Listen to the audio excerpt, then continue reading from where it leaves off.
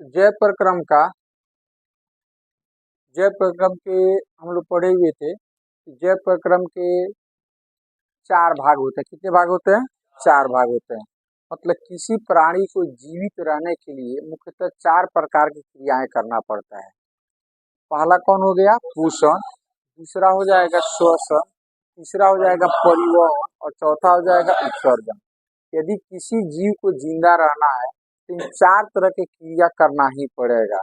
इसलिए ये पोषण जो होता है जय प्रक्रम जो होता है कितने प्रकार का? 4 प्रकार का। जिसमें पोषण में हम लोग पढ़ चुके हैं कि जो हम भोजन करते हैं उस भोजन से जो पोषक पदार्थ प्राप्त होते हैं वो पोषक पदार्थ मुख्यतः कहाँ पर पहुंचा दिया जाता है? कोशिका में। कहाँ पर पहुंचा दिया जाता है? कोशिका में। तो पोषक पदार्थ में बहुत सारा पोषक पदार्थ होता है। तो उस पोषक पदार्थ से मुख्यतः हमें जो ऊर्जा की प्राप्ति होती है वो ऊर्जा की प्राप्ति किससे होती है? ग्लूकोज से। जो आपने भोजन जो आपने लिया, पोषण के दौरान जो आपने भोजन लिया वो उस भोजन से पोषक पदार्थों को हमारे छोटी आंत में क्या कर दिया गया? अलग कर दिया गया। अलग करने के बाद से वो सभी पोषक पदार्थ जो है हमारे ब्लड की सहायता से कहाँ पर पहुंचा दिया जाता है? कोशिका में, सेल में पहुंचा दिया जाता है। अब जरूरत है उस कोशिका में पहुंचे पोषक पदार्थ खास करके ग्लूकोज से, किसे? ग्लूकोज से एनर्जी को, ऊर्जा को अलग करना। तो ऊर्जा को अलग करने के लिए अब जरूरी है श्वसन। क्या चीज जरूरी है? श्वसन। मतलब कोशिका में ऑक्सीकरण अर्थात ऑक्सीजन का मिलना कौन चीज है? जाकर के जरूरी है। तो चलिए आज का हमारा जो टॉपिक्स है यही है श्वसन और श्वसन तंत्र। ठीक है, तो श्वसन तंत्र जिसको हम लोग रेस्पिरेटरी सिस्टम कहते हैं। तो सबसे पहले बात कर लेते हैं ये श्वसन है क्या। जो चीज हम पढ़ने जा रहे हैं उसके बारे में 2 शब्द बताना, जिसको हम उसका डिफिनीशन बोलते हैं। क्या बोलते हैं? डिफिनीशन। ये श्वसन है क्या चीज? एक बार डिफिनीशन पढ़ लेते हैं फिर इसको समझने की कोशिश करते हैं। पोषण की प्रक्रिया से प्राप्त पोषक पदार्थ, खास करके हम ग्लूकोज की बात कर रहे हैं क्योंकि श्वसन के दौरान जो है ना हमें एनर्जी की प्राप्ति होती है। ठीक है, एनर्जी किसे निकलता है? ग्लूकोज से। किसे निकलता है? ग्लूकोज से। तो पोषण की प्रक्रिया से प्राप्त पोषक पदार्थ जैसे ग्लूकोज से ऑक्सीजन के उपस्थिति में ऊर्जा प्राप्त करने की जो प्रक्रिया होती है ना, उसी प्रक्रिया को हम क्या कहते हैं? श्वसन कहते हैं। मतलब आपने जो भोजन किया, क्या किया? भोजन किया, तो उस भोजन से जो आपका ग्लूकोज प्राप्त हुआ, तो उस ग्लूकोज से ऑक्सीजन की सहायता से, किसकी सहायता से? ऑक्सीजन की सहायता से ऊर्जा में कन्वर्ट करने की जो प्रक्रिया है ना, उसी प्रक्रिया को हम क्या कहते हैं? श्वसन कहते हैं। डिफिनेशन याद हो गया? पोषण की प्रक्रिया से प्राप्त पोषक पदार्थ मीन्स ग्लूकोज। पोषक पदार्थ मीन्स ग्लूकोज। ग्लूकोज से ऑक्सीजन की उपस्थिति में, ग्लूकोज से ऑक्सीजन की उपस्थिति में ऊर्जा की प्राप्ति की जो प्रक्रिया होती है, जो प्रोसेस होता है, उसी प्रोसेस को हम क्या कहते हैं? श्वसन कहते हैं। और इस प्रक्रिया में जितने भी चीजें भाग लेती है ना, उसको हम कहते हैं श्वसन तंत्र। इस प्रक्रिया में जितने भी तंत्र भाग लेते हैं उस टोटल तंत्र को हम क्या कहते हैं? श्वसन तंत्र कहते हैं। रेस्पिरेटरी सिस्टम कहते हैं। क्या कहते हैं? रेस्पिरेटरी सिस्टम कहते हैं। याद हो गया? श्वसन का डिफिनीशन याद हो गया? पोषण की प्रक्रिया से प्राप्त ग्लूकोज से ऑक्सीजन के उपस्थिति में ऊर्जा प्राप्त करने की प्रक्रिया को श्वसन कहते हैं। ऊर्जा प्राप्त करने की प्रक्रिया को श्वसन कहते हैं। क्लियर हो गया? क्लियर हो गया? चलो आगे बढ़ते हैं। तो इसमें होता क्या चीज है कि आपका एक इक्वेशन यहाँ पर हम लिख दिए कि ग्लूकोज का सूत्र होता है C6H12O6। वो आपका कोशिका में चला गया है, वहां पर जाता है ऑक्सीजन, ये दोनों रिएक्ट करते हैं। रिएक्ट करने के बाद बनता है CO2 कार्बन डाइऑक्साइड, जल बनता है और ऊर्जा बनता है जो एटीपी के रूप में क्या हो जाता है? संचित हो जाता है। तो इसमें मुख्य उत्पाद जो होता है मेन प्रोडक्ट अपना होता है ऊर्जा। मतलब इस प्रक्रिया का मेन उद्देश्य कौन सी है? ऊर्जा की प्राप्ति करना। तो ये मुख्य उत्पाद हो गया ऊर्जा, ठीक है, जिसको हमने यहाँ एटीपी के रूप में संचित हो जाता है। आगे हम लोग डिटेल्स में पढ़ेंगे एटीपी क्या होता है। ये बाई प्रोडक्ट हो गया, सह उत्पाद हो गया कार्बन डाइऑक्साइड और H2O। इसीलिए जो हम श्वसन के दौरान जो वायु लेते हैं तो उसमें ऑक्सीजन जो होता है वो हमारे कोशिका में जाता है, वहां पर ग्लूकोज रहता है, ग्लूकोज से रिएक्ट करता है और रिएक्ट करने के बाद से CO2 बनता है, H2O बनता है और क्या बनता है? एनर्जी। क्या बनता है? एनर्जी। ये हमारा हो गया सह उत्पाद, ये दोनों। ये क्या हो जाएगा? मुख्य उत्पाद। और इस प्रकार जब हम सांस छोड़ते हैं तो उसे क्या निकलता है? CO2। क्या निकलता है? वाष्प वगैरह भी निकलता है, लेकिन मुख्यतः क्या निकलता है? उसे CO2 निकलता है। तो हम लेते क्या चीज है? वायु। वायु मीन्स ऑक्सीजन लेते हैं और छोड़ते क्या चीज है? CO2। तो CO2 आता कहाँ से है? यहीं से आता है। जो ऑक्सीजन आप लेते हो वो ग्लूकोज से रिएक्ट कर जाता है, रिएक्ट करने के बाद से बन जाता है कार्बन डाइऑक्साइड, और उसी कार्बन डाइऑक्साइड को हम लोग क्या करते हैं? फिर वापस वायुमंडल में क्या करते हैं? छोड़ देते हैं। क्या करते हैं? छोड़ देते हैं। और फिर पेड़ पौधे CO2 को लेते हैं और हाँ, और ऑक्सीजन क्या करते हैं? छोड़ते हैं। और वो ऑक्सीजन को फिर हम क्या करते हैं? लेते हैं। क्या करते हैं? लेते हैं। तो आपसे पूछेगा ऑब्जेक्टिव में कि श्वसन के दौरान CO2, श्वसन प्रक्रिया के दौरान जो सह उत्पाद में क्या प्राप्त होता है? श्वसन प्रक्रिया के दौरान सह उत्पाद में क्या प्राप्त होता है या सह उत्पाद में क्या बनता है? तो क्या जवाब दीजिएगा? CO2 और H2O। और मेन उत्पाद में, मुख्य उत्पाद में क्या बनता है? ऊर्जा। मुख्य उत्पाद में क्या बनता है? ऊर्जा। क्या बनता है? ऊर्जा। एक शॉर्ट फॉर्म यहाँ पर हम लिख दिए कि पाचन तंत्र के दौरान कार्बोहाइड्रेट को ग्लूकोज में तोड़ा जाता है। पाचन तंत्र के द्वारा कार्बोहाइड्रेट को किसको तोड़ा जाता है? उस समय हम लोग पढ़ चुके हैं। अच्छा, अब ये ग्लूकोज कहाँ चला जाता है? कोशिका में। तो श्वसन तंत्र के द्वारा इस ग्लूकोज को ऊर्जा में कन्वर्ट किया जाता है। तो फिर आपसे प्रश्न पूछा जा सकता है कि कार्बोहाइड्रेट को ग्लूकोज में किस तंत्र के द्वारा तोड़ा जाता है? पाचन तंत्र के द्वारा। पाचन तंत्र के द्वारा कार्बोहाइड्रेट को किसमें तोड़ा जाता है? ये ग्लूकोज कहाँ पहुंच जाता है? तो श्वसन तंत्र के द्वारा इस ग्लूकोज को किसमें तोड़ा जाता है? ऊर्जा में तोड़ा जाता है। ऊर्जा में तोड़ा जाता है। अब यहाँ पर एक पॉइंट है जिसको ऑब्जेक्टिव के लिए याद रखिएगा। ऊर्जा के उत्पादन के लिए कोशिका मुख्यतः ग्लूकोज का उपयोग करती है, अतः ग्लूकोज को कोशिकीय ईंधन कहते हैं। एनर्जी के उत्पादन के लिए, एनर्जी गेन करने के लिए कोशिका किसका यूज करती है? ग्लूकोज को। किसका यूज करती है? ग्लूकोज का। कोशिका एनर्जी के लिए किसका उपयोग करती है? इसीलिए ग्लूकोज को कोशिकीय ईंधन कहा जाता है। कोशिकीय ईंधन कहा जाता है। तो एग्जाम में आए कि कोशिकीय ईंधन किसको कहते हैं? ग्लूकोज को। क्योंकि ग्लूकोज से ही कोशिका जो है ऊर्जा की प्राप्ति करती है या ऊर्जा का उत्पादन करता है, इसीलिए हम कोशिकीय ईंधन कहते हैं किसको? ग्लूकोज। तो चलिए अब हम बात करते हैं कि ये जो श्वसन तंत्र है इसके कितने पार्ट्स होते हैं, कितने भाग होते हैं। उसके बाद से आगे हम लोग डिटेल्स में फोकस करेंगे, ठीक है।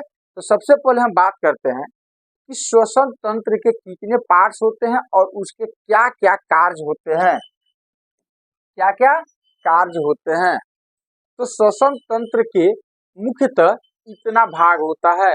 नासा द्वार, जिसको नजल पैसेज कहते हैं, नासा पटल, ग्रसनी, ग्रसनी तक हम, ग्रसनी के बारे में लोग पढ़ चुके हैं नहीं, जिसको हम लोग फेरिंग्स कहते हैं, कंठ द्वार जिसको स्वर यंत्र, लैरिंग्स कहते हैं, श्वास नली जिसको ट्रैकिया कहते हैं, श्वसनी जिसको हम लोग ब्रोंकाई कहते हैं, श्वसनिका जिसको हम ब्रोंकियोल्स कहते हैं, और कुपिका या वायु को जिसको हम लोग एल्वियोली कहते हैं। क्या कहते हैं? एल्वियोली कहते हैं। ये डायग्राम में आपका टोटल यहाँ पर चीजों को दिखा दिया गया है। जैसे ये हो गया आपका नासा द्वार। सबसे पहले यहाँ से याद करो, आप यहाँ से एक बार फोकस करो कि श्वसन तंत्र के कितने पार्ट्स होते हैं। नासा द्वार मतलब ना, जिसे हम श्वास लेते हैं या श्वास को छोड़ते हैं, नासा द्वार, नाक हो गया अपना। उसके बाद से क्या होता है, ये अब नासा द्वार में क्या होता है कि दो पार्ट्स होते हैं। एक ये आपका दाएं वाला हो जाएगा, एक बाएं वाला हो जाएगा। इसको बीच में जो अलग करता है ना उसको हम लोग नासापटल बोलते हैं। क्या बोलते हैं? इसको नासिका बोलते हैं। इसको बाई नासिका, इसको दाई नासिका कहते हैं। ये दोनों को अलग करने वाले को क्या बोलते हैं? नासापटल। तब पहले तो हो गया आपका नसा द्वार, उसके बाद से क्या आ जाएगा? नासापटल। उसके जस्ट भीतर जो होता है क्या होता है? ग्रसनी। क्या होता है? ग्रसनी। ग्रसनी के बाद ये वाला जो होता है कंठ द्वार, जिसको स्वर यंत्र कहते हैं। फिर यहाँ से लेकर यहाँ तक क्या होता है? श्वास नली। श्वास नली आगे जाकर के इस तरह से दो पार्ट में बढ़ जाता है। कितने पार्ट्स में? दो पार्ट्स में। जैसे देखो यहाँ पर ये आपका हो गया श्वास नली। क्या हो गया? ट्रेकिया जिसको कहते हैं। यहाँ से लेकर यहाँ तक कौन सी हो जाएगा? ट्रेकिया। फिर यहाँ पे दो पार्ट में बढ़ गया, इसको हम लोग बोलते हैं कौन सी? श्वसनी। ये अंदर जा करके ये जो है ना, ये अनगिनत छोटे छोटे इस तरह से पार्ट में बढ़ जाता है, इस तरह से पार्ट में बढ़ जाता है, जिसको हम बोलते हैं श्वसनिका। क्या बोलते हैं? श्वसनिका। नसा द्वार, नसापटल। नसापटल के नीचे क्या होता है? ग्रसनी। ग्रसनी का क्या होता है? कंठ द्वार। कंठ द्वार का क्या होता है? श्वास नली, ट्रेकिया।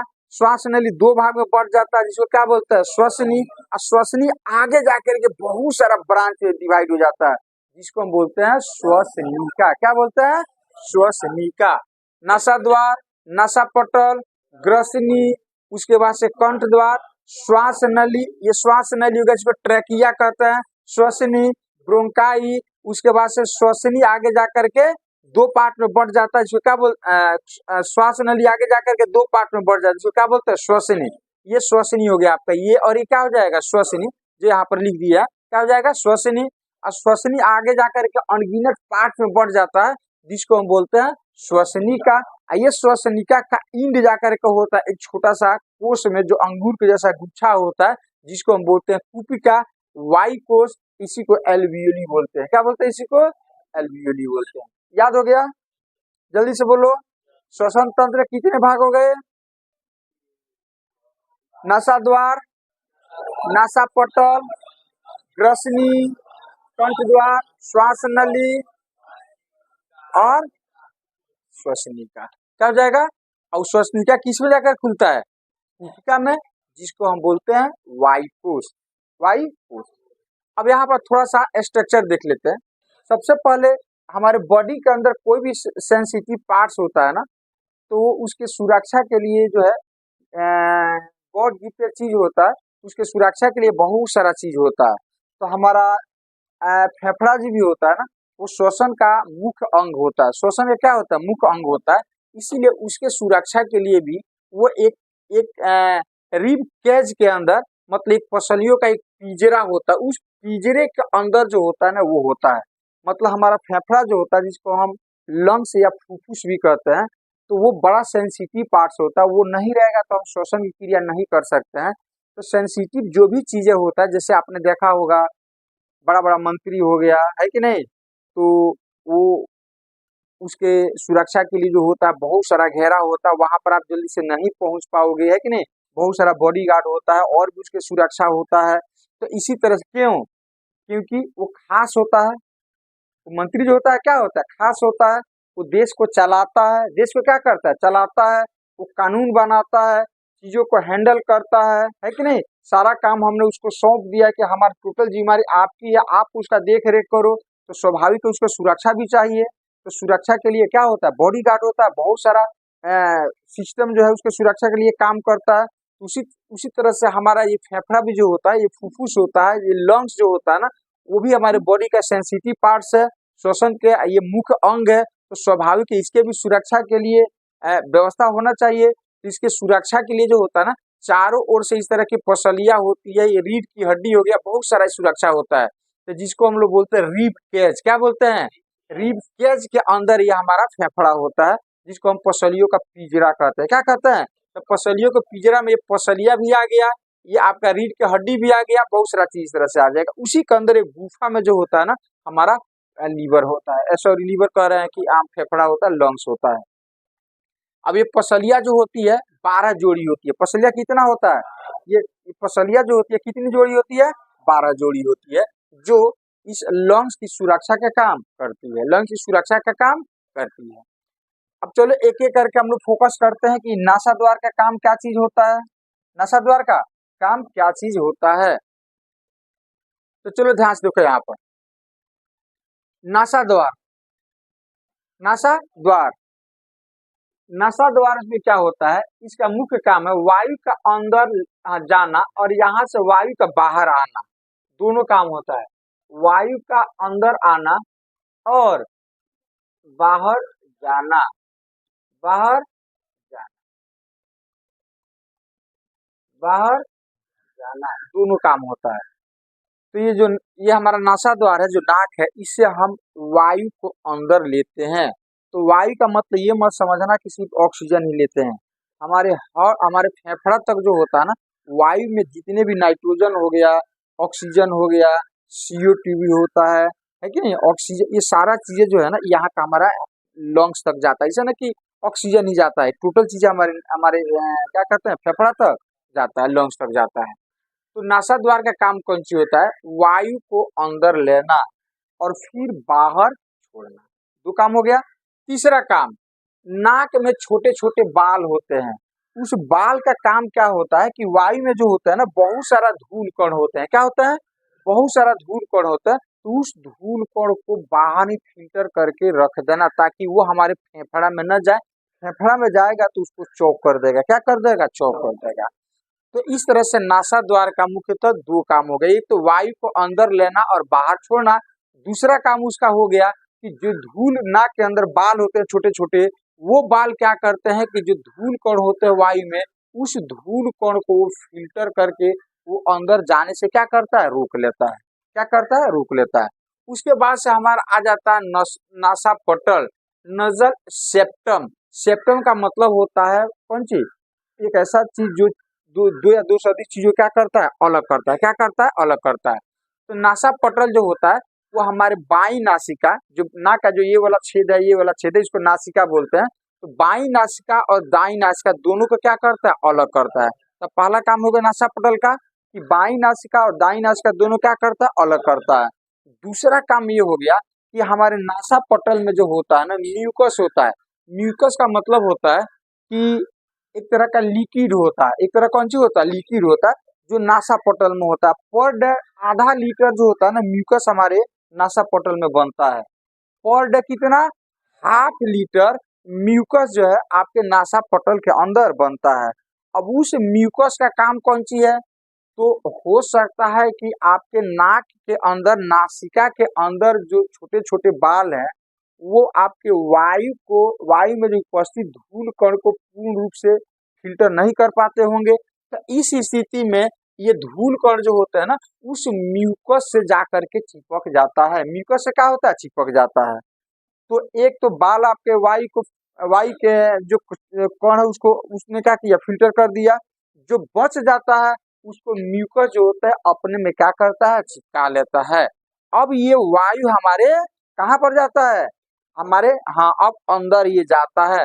अब वहां पर धूल कण टोटल क्या हो गया, फिल्टर हो गया, क्या हो गया, फिल्टर हो गया। अरे सर में फिल्टर का काम किसने कर दिया, जो नासा द्वार में जो छोटे छोटे बाल है वो फिल्टर कर दिया कुछ भाग, और कुछ भाग जो नासा पटल के अंदर जो म्यूकस है उसने अपने अंदर क्या किया, चिपका लिया, क्या किया, चिपका लिया। तो एग्जाम में आए कि म्यूकस प्रतिदिन कितना लीटर हमारे नासा पटल में बनता है, तो आधा लीटर, कितना, आधा लीटर, इस चीज को याद रखिएगा। उसके बाद से जाता है ग्रसनी, क्या चीज, ग्रसनी। तो ग्रसनी क्या होता है, जस्ट ये वाला भाग आप देख रहे हो ना, ये वाला भाग जो होता है ना, ये ग्रसनी हो गया, क्या हो गया, ये वाला भाग ग्रसनी हो गया। ये ग्रसनी जाकर के खुलता है कंठ द्वार में, कहाँ पर खुलता है, कंठ द्वार में जाकर खुलता है, कहाँ पर खुलता है, कंठ द्वार में। तो भोजन करते हो वो भी ग्रसनी में आता है, और जब सांस आप लेते हो वो भी ग्रसनी में आता है। उस समय पढ़ा चुके हैं, जो हम भोजन करते हैं वो भी हमारा ग्रसनी में आता है, और जो श्वास लेते हो ना वो भी आपका ग्रसनी में आता है। तो यहाँ पर कंठ द्वार, यहाँ पर दो छेद होता है, एक को हम कंठ द्वार बोलते हैं और दूसरे को क्या बोलते हैं, दूसरे क्या बोलते हैं, निगल द्वार। नहीं, ग्रसनी में दो छेद होता है नीचे वाले पर्सन में, तो एक जाकर के खुलता है कंठ द्वार में और दूसरा जाकर के खुलता है किसमें, नहीं, तो कंठ द्वार से क्या होता है कि वो श्वास नली में, अब कंठ वहां पर जहां पर एक खुलता है ना, ग्रसनी जो होता है वो आगे जाकर के दो छेद में जाकर के, दो पार्ट में जाकर के खुलता है। एक को कंठ द्वार में बोलते हैं और दूसरे क्या बोलते हैं, निगल द्वार, जो आप लोगों को पढ़ा चुके हैं। जैसे मान लो ये अपना हो गया, ये हो गया अपना, आप भोजन कर रहे हो ये वाला, और ये आपका हो गया, ये ये हो गया आपका नासा द्वार, मतलब ये यहाँ से भोजन आ रहा है। कौन चीज आ रहा है यहाँ से, यहाँ से आपका भोजन आ रहा है, और यहाँ से आप श्वास ले रहे हो, वायु आ रहा है, यहाँ पर आ ही रहा है। अब ये सब आता है कहाँ पर आता है, ये सब आता है आपका कहाँ पर, ग्रसनी में। कहाँ पर आता है, ग्रसनी में। अब भोजन को जो है आपको, ये भोजन को आपको जाना चाहिए ऐसे, आमाशय में जाएगा, कहाँ पर जाएगा, और ये वायु को आपको आना है कहाँ पर, श्वास नली में। वायु को कहाँ पर आना, श्वास नली में। तो यहाँ पर एक एक यहाँ पर एक पटल होता है जिसको हम एपिग्लोटिस बोलते हैं। क्या बोलते हैं, एपिग्लोटिस।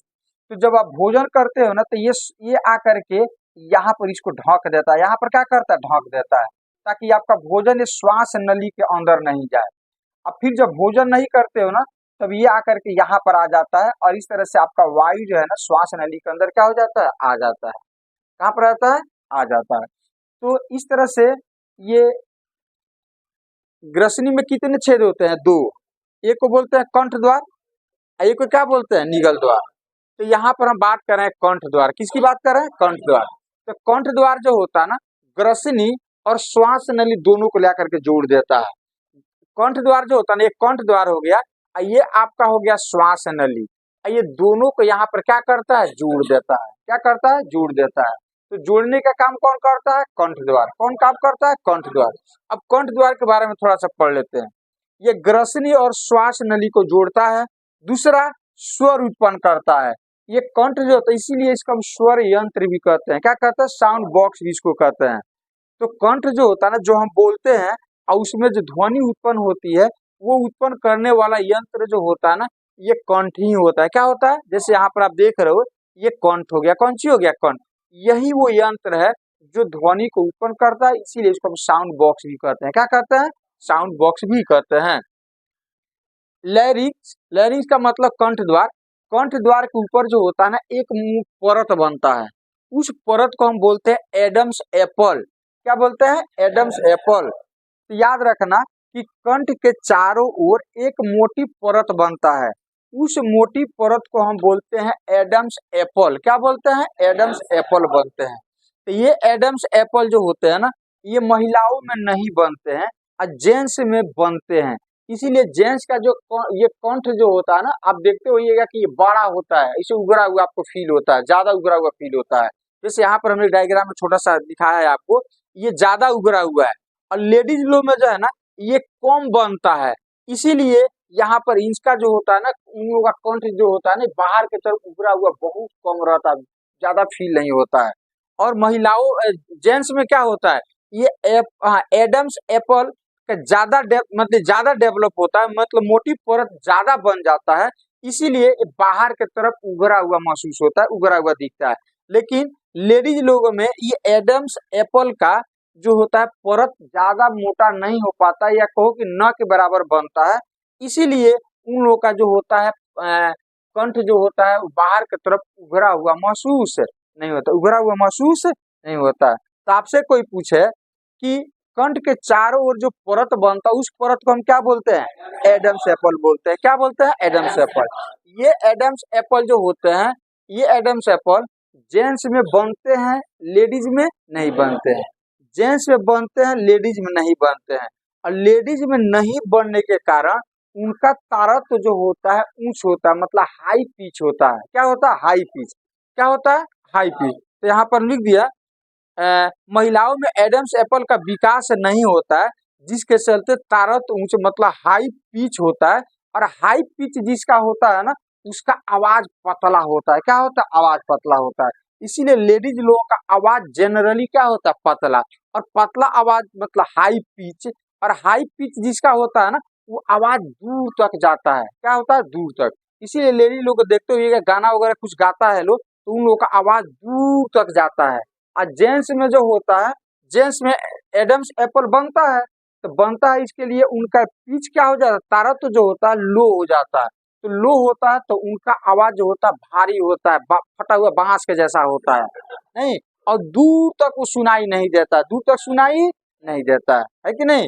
तो याद रखिए ये चीज किसके कारण होता है, ये एडम्स एप्पल के बनने के कारण। कहाँ बनता है ये, कंठ द्वार के ऊपर एक तरह का ये परत होता है। कंठ द्वार जो होता है, जो साउंड बॉक्स होता है, उसके चारों ओर ये परत बनता है, जिसको हम बोलते हैं एडम्स एप्पल। तो महिलाओं में ये बहुत, इसका ये परत बहुत कम बनता है, और जेंट्स में क्या होता है, ज्यादा बनता है, मोटी परत बनता है। इसमें क्या होता है, न बनता है या पतला परत बनता है। तो इसमें पिच ज्यादा होता है लेडीज लोगों का, और जेंट्स का परत तो क्या होता है, कम होता है। आगे बढ़ा जाए। अब उसके बाद से आप लोगों का अब ये आ गया श्वास नली। कौन सी आ गया, श्वास नली आ गई। श्वास नली हो गई, यहां से लेकर के यहां तक श्वास नली हो गया। अब श्वास नली के चारों ओर जो होता है ना, इस तरह का एक उपास्थि वलय होता है। इस तरह का ये उपास्थि वलय होता है, मतलब इस तरह का एक रिंग होता है। जैसे आप लोग कॉपी वगैरह लेते हो तो इस तरह से रिंग होता है, इस तरह का मोटा जो कॉपी खरीदते रिंग होता है ना, इस तरह का। हाँ, तो इस तरह का रिंग होता है। उसी तरह से हमारा ये श्वास नली होता है ना, उसके चारों ओर एक हड्डी का, एक वलय का रिंग होता है। क्या होता है, रिंग। तो वो जो हड्डी होता है ना, बहुत सॉफ्ट होता है। क्या होता है, ऐसे जनरली हड्डी क्या होता है, बोन क्या होता है, हार्ड होता है। लेकिन ये हड्डी जो होता है, इसके चारों ओर जो होता है ना, जैसे ये पाइप हो गया इस टाइप का, श्वास नली जो है इस टाइप का पाइप हो गया इस तरह से। और इसके चारों ओर जो होता है, कुछ इस तरह का, कुछ इस तरह का, कुछ इस तरह का, इस तरह का वलय बना हुआ रहता है, इस तरह का वलय बना हुआ रहता है। और ये वलय जो होता है ना, हार्ड होता है, लेकिन उतना हार्ड नहीं होता है। ये भी एक तरह का हड्डी का ही पार्ट्स है, लेकिन ये हड्डी जो होता है ना, सॉफ्ट होता है। इसीलिए इसको हम बोलते हैं उपास्थि। क्या बोलते हैं इसको, उपास्थि इसको बोला जाता है। क्या बोला जाता है, उपास्थि। जैसे मान लो कि अपना कान का हड्डी हो गया, ये भी एक तरह का हड्डी है, लेकिन ये बहुत सॉफ्ट है। इसको चाहे तो आप ऐसे ऐसे मोड़ सकते हैं, लेकिन हाथ का हड्डी को आप मोड़ पाइएगा।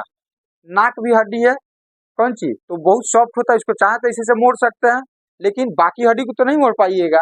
तो इसीलिए इसी तरह का ये हड्डी होता है, ये वाला होता है। और ये श्वास नली के चारों ओर इस तरह से रिंग के जैसा होता है। अब हमारा प्रश्न है कि आखिर ये क्यों होता है रिंग के तरह, इसके पीछे का रीजन क्या चीज है कि रिंग के तरह क्यों होता है, सोचकर बोलिए तो। इसलिए कि जब हम श्वास ले, तो श्वास लेने के क्रम में या छोड़ने के क्रम में कहीं ऐसा ना हो कि ये पाइप जो है, चूंकि ये पाइप तो लोहे का रॉड पाइप थोड़े ना है, नहीं है, तो ये पाइप जो है ये चिपके नहीं आपस में, और चिपक जाएगा तब क्या हो जाएगा, घुटन हो जाएगा, अब जल्दी से ऊपर चले जाइएगा। नहीं, तो इसे सुरक्षा के लिए जो है ना, ताकि ये चिपके नहीं, ये चिपके नहीं, तो इसके सुरक्षा के लिए इस तरह के चारों ओर जो है ना, ये रिंग होता है। क्या होता है, रिंग होता है, जिसको हम रिंग ऑफ कार्टिलेज कहते हैं, या उपास्थि का वलय कहते हैं। क्या कहते हैं, उपास्थि का वलय कहते हैं। याद रहेगा। तो श्वास नली चिपके नहीं, इसके सुरक्षा के लिए जो होता है ना, ये हमारे चारों ओर से क्या होता है, रिंग होता है। अब ये श्वास नली आगे जाकर के दो पार्ट्स में बढ़ जाता है। एक को हम कहते हैं, कौन, ये श्वास नली हो गया, इसको हम कहते हैं श्वसनी। क्या कहते हैं, श्वसनी। जैसे आप देख रहे हो, एक तो श्वसनीय हो गया और दूसरा श्वसनीय हो गया, मतलब उल्टा वाई के आकार का। वाई ऐसे लिखते हो ना, ऐसे ये इस टाइप का हो जाता है, इस टाइप का आकार बन जाता है। ये हो गया श्वास नली, ये क्या हो जाएगा, श्वसनी, और ये क्या हो जाएगा, श्वसनी। तो श्वास नली आगे जाकर कितने पार्ट्स में बढ़ जाता है, दो पार्ट्स में। प्रत्येक को क्या कहता है, श्वसनी। प्रत्येक को क्या कहते हैं, श्वसनी, जिसको हम कहते हैं ब्रोंकाई। क्या कहते हैं, ब्रोंकाई। अब ये श्वसनी जो होता है, अब ये श्वसनी अंदर जाता है।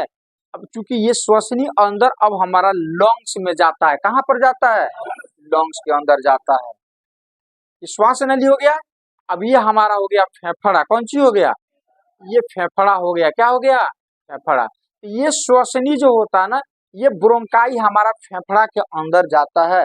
और फेफड़ा के अंदर जाने के बाद इस श्वसनी से ही फेफड़ा के अंदर चला जाएगा। कहाँ पे चला जाएगा ये, अब फेफड़ा के अंदर जाएगा, तो यहाँ पर अनगिनत पतला पतला पतला पतला इस तरह से ये अनगिनत पार्ट्स में बढ़ जाता है, अनगिनत ये पार्ट्स में बढ़ जाता है, जिसको हम बोलते हैं श्वसनिका। क्या बोलते हैं, देख रहे हैं यहाँ पर जाकर के अनगिनत पार्ट्स में जाकर के बंट गए, इसको हम क्या बोलते हैं, श्वसनिका बोलते हैं। क्या बोलते हैं, श्वसनिका। और ये श्वसनिका का इंड जाकर के होता है इस तरह के छोटे छोटे छोटे छोटे छोटे छोटे गुच्छा में जाकर के होता है, इस तरह से छोटे छोटे, इस तरह से गोलाकार, इस तरह से संरचना होती है। इस संरचना को हम बोलते हैं कूपिका एल्वियोली। क्या बोलते हैं? एल्वियोली बोलते हैं, कूपिका या वायु कोश बोलते हैं। तो इसी में जाकर के इस श्वसनिका का इंड होता है, और जो आप श्वास लेते हो तो ये वायु आकर के इसी कूपिका में स्टोर हो जाता है। वायु कहाँ पर जाकर स्टोर हो जाता है? इसी कूपिका में जाकर के स्टोर हो जाता है। अब इस कूपिका के चारों ओर, जैसे कूपिका देख रहे हो ना, अंगूर के जैसा, गुच्छा के जैसा, ये वाला आप देख रहे हो, यही है आपका कूपिका वायुकोश। ये जो संरचना आप देख रहे हो, ये वाला, ये हो गया आपका श्वसनिका। क्या हो गया? ये जाकर के खुल रहा इस तरह के गुच्छा में। कौन सी में? ये गुच्छा आप देख रहे हो, दिखाई दे रहा है ना? दिखाई दे रहा है कि नहीं दिखाई दे रहा है? तो इस गुच्छा को ही हम बोलते हैं कौन सी? कूपिका या वायुकोश। इसी में जाकर के हमारा वायु क्या होता है? स्टोर हो जाता है, स्टोर हो जाता है। अब इस कूपिका में ये कूपिका हो गया मान लो। अब इस कूपिका के चारों ओर नसों का पतला पतला जाल होता है। नसों का क्या होता है? चारों ओर जो होता है ना, पतला पतला नसों का क्या होता है? जाल होता है। इस तरह से नसों का इस तरह से जाल होता है, इसके चारों ओर नसों का जाल होता है। ये जो होता है ना, ये नसें जो होती है ना, बहुत पतला होती है, बहुत पतला। इस कूपिका के, जो कूपिका आप देख रहे हो अंगूर के जैसा गुच्छा है, उसमें से एक हमने निकाला यहाँ पर। इस कूपिका के ऊपर जो है ना, चारों इस तरह से नसों का जाल बिछा हुआ रहता है। ठीक है? ये नसें जो होती है बहुत पतला होती है, इतना पतला होती है कि विसरण के कारण, कि इसके अंदर जो भी चीज ब्लड रहता है, इस नसों के अंदर क्या रहता है? ब्लड रहता है। तो इसके अंदर क्या रहता है? वायु। इसके अंदर क्या रहता है? वायु। अब वायु में क्या होता है कि ये, अब इसके अंदर ब्लड होता है, अब ब्लड के अंदर होता है हेमोग्लोबिन। क्या होता है? हेमोग्लोबिन। तो इसके हेमोग्लोबिन जो होता है, इसके अंदर जब गैसें होती है, तो गैसें बहुत सारी गैसें होती है, लेकिन इस हेमोग्लोबिन का सबसे प्यारा जो होता है ऑक्सीजन होता है और कार्बन मोनोऑक्साइड होता है। क्या होता है? हेमोग्लोबिन का प्यारा क्या होता है? ऑक्सीजन होता है और कार्बन मोनोऑक्साइड होता है। फिर से समझा रहे हैं कि ये कूपिका हो गया। कूपिका के चारों ओर नसों का जाल होता है। वो नसें जो होती है बहुत पतला होती है, इस तरह की विसरण की क्रिया हो सके। मोटी हो जाएगी तो विसरण की क्रिया नहीं होगा, मोटी हो जाएगी तो विसरण की क्रिया नहीं होगा। इसलिए नसें जो होती है ये बहुत पतला होती है, और इस नसों के अंदर क्या रहता है? ब्लड होता है। और ब्लड में एक तरह का प्रोटीन होता है, जिसको हम क्या बोलते हैं? हेमोग्लोबिन। क्या बोलते हैं? हेमोग्लोबिन बोलते हैं। क्या बोलते हैं? HB हम यहाँ पर लिख देते हैं, हेमोग्लोबिन होता है। अब ये क्या करता है कि अब इसके अंदर तो वायु रहता है, तो वायु में क्या होगा? ऑक्सीजन भी हो सकता है, नाइट्रोजन भी हो सकता है, नहीं, CO2 भी हो सकता है, CO2, और प्रदूषण यदि होगा तो कार्बन मोनोऑक्साइड भी हो सकता है। जैसे धुआं वगैरह से क्या निकलता है? Carbon monoxide. और उसको हम लेते हैं तो वो भी तो आकर के वायु कोश में स्टोर हुआ होगा। तो इस हेमोग्लोबिन का सबसे प्यारा दोस्त जो होता है ना, फास्ट फ्रेंड होता है, वो ऑक्सीजन होता है और कार्बन मोनोऑक्साइड होता है। कार्बन मोनोऑक्साइड होता है, कार्बन मोनोऑक्साइड होता है। अब ये क्या करता है? विसरण की सहायता से, विसरण का मतलब घुल मिल जाना। जैसे एक पानी ले लो, पानी में थोड़ा सा आप दूध ले लो और उसी में थोड़ा सा कलर डाल दो, तो दोनों आपस में क्या हो जाएगा? घुल मिल जाएगा। तो आपस में घुल मिल जाने की प्रक्रिया को हम क्या कहते हैं? विसरण डिफ्यूजन कहा जाता है। तो उसी तरह से घुल मिल जाते हैं, मतलब ये हेमोग्लोबिन जो होता है, इसमें उपस्थित ऑक्सीजन को ये विसरण की सहायता से ये आकर के इस ब्लड के अंदर मिल जाता है। किसके अंदर मिल जाता है? ब्लड के अंदर। तो ये कौन है? ऑक्सीजन को कौन लेता है? हेमोग्लोबिन। कौन लेता है? हेमोग्लोबिन। अब ये हेमोग्लोबिन जो होता है ना, ऑक्सीजन को लेकर के, यदि कार्बन मोनोऑक्साइड है तो उसको भी ये ले लेगा। तो कार्बन मोनोऑक्साइड जा करके क्या करता है? हानि करता है। क्या करता है? हानि करता है। तो ऑक्सीजन को लेकर के ये पहुंचा देगा, जाकर कहाँ पर? कोशिका में, सेल में, हर सेल में ले जाकर के पहुंचा देगा, हर सेल में पहुंचा देगा। और वहां पर क्रियाएं होगी, तो क्रिया के फलस्वरूप जो कार्बन डाइऑक्साइड बन रहा है, तो ऑक्सीजन को दे देगा और कार्बन डाई ऑक्साइड को लाएगा और फिर लाएगा तो विसरण के द्वारा फिर ये वायु कोश में चला जाएगा। कहाँ पर चला जाएगा? वायु कोश में। और ये वायु कोश से फिर ये निकल करके नासा द्वार से क्या हो जाएगा? वायुमंडल में जा करके ये मिल जाता है। इस तरह से ऑक्सीजन जाता है, ले जाने वाला काम कौन करता है? हेमोग्लोबिन। कौन काम करता है? हेमोग्लोबिन काम करता है। लाने वाला काम कौन करता है? हेमोग्लोबिन। दोनों काम वही करता है, दोनों काम वही करता है। इसीलिए आप बीमार वगैरह पड़ते हो किस तरह का ये होता है तो सबसे पहले डॉक्टर कहता है कि चेकअप करो कि आपका हेमोग्लोबिन जो है परफेक्ट है या नहीं है, परफेक्ट है या नहीं है। तो हेमोग्लोबिन के बारे में डिटेल्स में हम लोग पढ़ेंगे कहाँ पर? जब ब्लड पढ़ाएंगे वहां पर, ब्लड पढ़ाएंगे वहां पर। आइए हो गया डायफ्राम, ये कौन सा हो जाएगा? ये आप देख रहे हो डायफ्राम हो गया। इसी डायफ्राम के ऊपर जो है ना हमारा लंग्स टिका हुआ रहता है, इस तरह का डायफ्राम होता है। इसी डायफ्राम के ऊपर जो है ना हमारा लंग्स रहता है। यही डायफ्राम ऐसे ऐसे होता है ना, ऐसे होता है तो हम ब्रीथिंग मतलब सांस लेना छोड़ना या लेने की प्रक्रिया होती है। मान जैसे ये वाला है, अब ऐसे होगा इसका मतलब इसको दबाएगा, तो दबाएगा तो जो ऑक्सीजन होगा वायु कोश में, जो वायु होगा वायु कोश में क्या हो जाएगा? बाहर निकलेगा। ऐसे हो जाएगा, ऐसे होगा तो फिर ये फैलेगा, तो फैलेगा तो वायु क्या हो जाएगा? अंदर होगा। तो इस तरह से डायफ्राम ही होता है जो ऐसे ऐसे करता है। और इस तरह से ये फेफड़ा जो होता है, लंग जो होता है, ये कभी दबता है कभी क्या होता है? फैलता है, जिसके कारण वायु कभी अंदर आता है कभी क्या हो जाता है? बाहर जाता है। कभी अंदर आता है कभी बाहर जाता है, कभी अंदर आता है कभी बाहर जाता है।